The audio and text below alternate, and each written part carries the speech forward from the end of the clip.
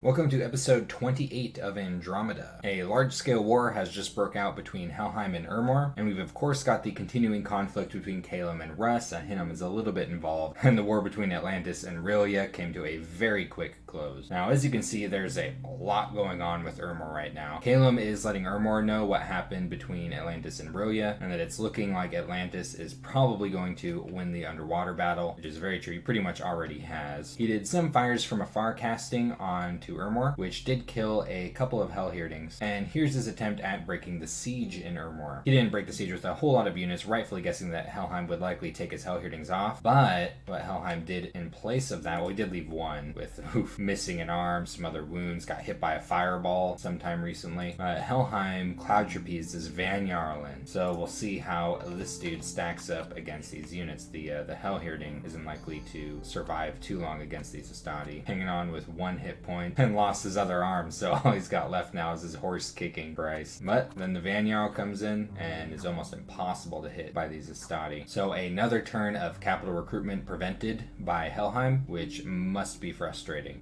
Most of the rest of these battles are raids against PD, so in general they aren't too interesting. One of them, though, in Mudwood, this province at some point Helheim dumped a reasonable amount of province defense on. So this is actually a bit of a hurdle for this raiding party that Ermor has sent in. And as you know, the battle replays aren't always the same as how they were originally. Having Van Heer's province defense commander is pretty cool. This one just charge-bodied the Ermor's Equite. And in this instance, Ermor does rout this province defense, just barely. He didn't have a whole lot left here. But that was not the case in the original battle. The important battle, take the province, and he lost an Augur Elder, which does suck as these are slow to recruit. But the chaos doesn't end with these battles. So Ermor did push the scout off of Pantocrator's Bounty, which was one of the forts that Helheim besieged last turn. But then, out of nowhere, a bunch of demons just pop up. And because Ermor didn't have any province defense protecting this fort because Helheim killed it, the demons are now besieging the fort. And it gets worse. Massive amount of barbarians have attacked another one of his forts. And this just was not quite enough PD to stop this barbarian horde from moving right on in. And now Ermor, in the middle of this war, is having two of his forts being besieged by independents. That has got to be frustrating. At least he found some nature gems. Maybe that makes it all better. As for Ermor's movements this turn, he is doubling down on the siege at Bitra, is even moving some fishes onto it to increase the sieging force. This is a very important province for Helheim. Not only is it one of his only forts, but this is where the steel ovens are. This is the throne site. So it looks like he wants to try and besiege this immediately. He's even moving some more sieging forces up into it. He's going to try again to break this siege. This time he's sending a couple of mages that are going to spam starfires and a few equite just in case the Van Jarl is still chilling there, and is doing some more raiding down in the south. There's a pretty big army right here. Now Helheim has been moving his forces up in this direction, so I expect we're probably going to be seeing a pretty big battle here in a moment. And Calum is also at war, not just with Russ but with trolls, and this is actually I think the big battle for Calum right now. So this recently came and besieged his capital. The annoying thing about trolls is that they have pretty decent protection, high hit points, and regeneration. So they are very tanky. And Calum is attempting to push the trolls off of his capital with all of this.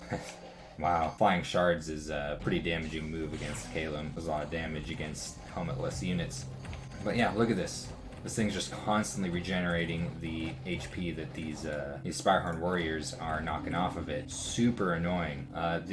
Most of the trolls do rout, fortunately, and he does manage to kill the Troll King, but he did take a decent amount of losses doing this. 26 Spirehorn warriors, 11 Iceclads, that hurts, and a few Firbolg warriors. But he does have his capital back, that's what's important. And then we actually have a decently sized little skirmish here against Russ. A couple of groups of Spirehorn militia, along with an area Seraphine, and Russ here has a priest, a wizard scripted to cast Swarm, and some bears. Well, and of course the birds. So now these bears are going to be very hard to kill by Spirehorn militia, and what this really comes down to is the damage that Calum can do to Russ's like mage and priest and things like that, which he did manage to kill one of Russ's mages. And Russ does not have a whole lot of gold economy. Killing a mage is actually kind of a big deal. And Calum's area Seraphine did in fact retreat successfully. With the loss of the Spirehorn militias and Spirehorn Starhorn warriors, you know, it's not a perfect fight, but taking out the mage is good, and he's got one less swarm caster to deal with. Nice, so he managed to wrangle some gems out of a poor merchant. At least there's that. And he is making a move with his large army. Oh, nice, gifts from heaven. A little bit dangerous when you're using birds, but that'll kill bears. His mage numbers are starting to rise, which is good. This is where Calum is really strong in the early mid game. It's just how many air evocationists they're able to field. And it looks like he's going to attempt to intercept, or he's presuming Russ's army is going to move one of his small armies of bears. So we'll see on Russ's turn what his movements look like. All in all, not an enormous amount of movements. He is moving a raiding party over here, though that one is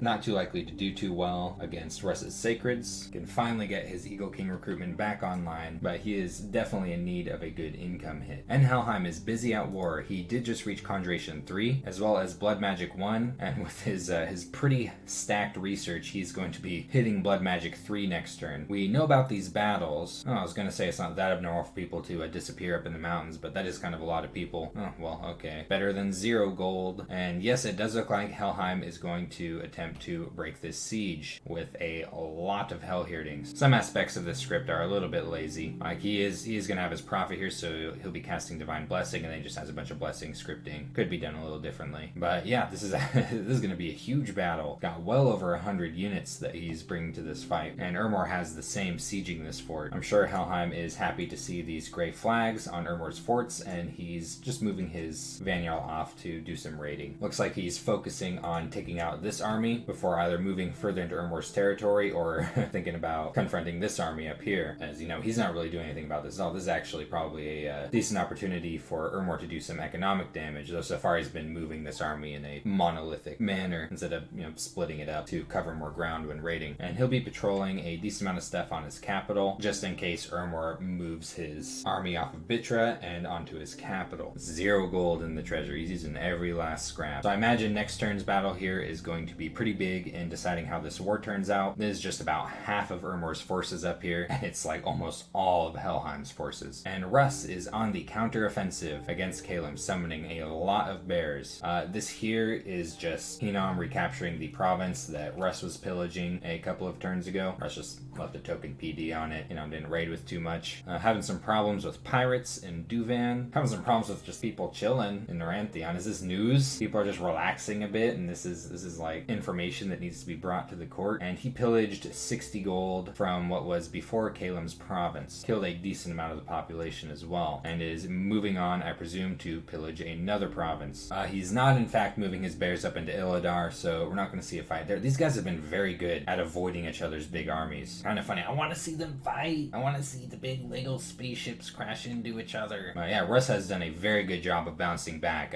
Calum's got to do something quick if he's going to win this war, because Russ is just getting so many bears. He's got so many nature gems stacked up. Not going to be long before Calum's staring down at a big field of over 100 bears. And though these bears don't have shock resistance, swiftness actually, you know, it does do a decent amount in countering enemy magic, because it allows the sacred units to close the distance faster and gives the mage less time to hit them with evocations. Russ is almost to construction 4. I'm not 100% sure what his priorities are with construction 4, so we will see when he hits it, likely next turn. And then he will be moving down enchantment. He'll be getting hold of Cloud Trapeze, which is magic phase interception, sort of like a teleport spell. Anti-magic, which is a pretty standard buff that gives your troops MR, all of your troops MR. And he might be thinking about haste, which is going to make his bears even faster than they already are. You know what? I'm actually not 100% sure if this stacks with swiftness. I've never tested casting haste on swiftness. I rarely use the bless, so I don't see necessarily why it wouldn't. But if someone does know, I'd like to hear it in the comments section. But yeah, Russ has stabilized pretty well. I'd say at this point, his main concern is if Hinam re-enters the war, and he's about to have a border with Hinam again. So it is something that we could potentially see. And let's see what Hinam is up to. Damn, enchantment 5. He's moving up thaumaturgy. He's getting tons and tons of research goals. Enchantment 5 gives him a ton of tools. Lots of elemental damage wards. He does have access to Dispel now, which he could use to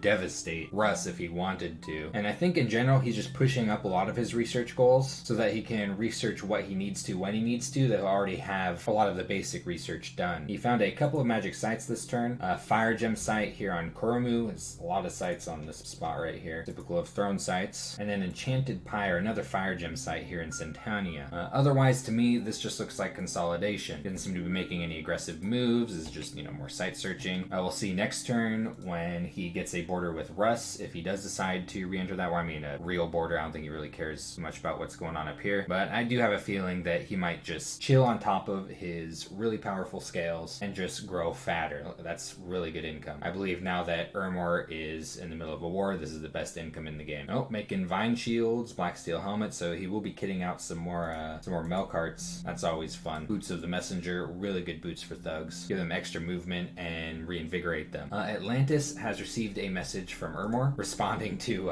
Atlantis's doomsaying that he came last turn. Beware of the Helheimians! Reporting on what Helheim lost in the last turn, and is saying that he's going to march on Helheim's capital, and is at least reporting to Atlantis that Helheim does not have the forces to prevent this from happening, though I am seeing a pretty scary amount of Hellherdings running around. Most importantly though, the reason Ermor is sending this message is to try and encourage Atlantis to start raiding Helheim's coastal territory again, and is sending him some water gems alongside that. Calum is also sending some water gems as a reward for winning the battle against Rillia, and then this is Rillia's death basket. Rillia's like, go get him, pal, have everything that I had. A couple of cool fights though. This one's pretty funny right here. It's where Atlantis sent his feeble-minded mage just to go stare at the opposing forces. But the funny thing here though is that Rillia had a bunch of Loboguard magic beings.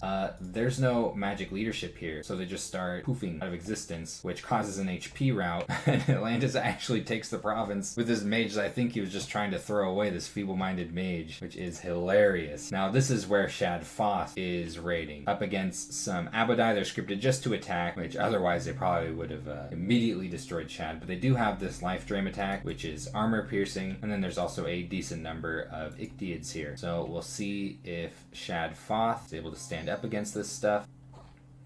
His champion's trident gives him quickness and luck, making him pretty hard to kill. He does take some damage, but barely a dent, and causes the rout, which enables him to chase down and start cutting up these Abadai, which really wasn't really planning on using anyway. So Shad Foth is starting to take some names, getting that experience up, which is just going to make him more and more muscular. But now it's just a cleanup operation. Moving another Basalt King Thug. I do wish he would put equipment on these.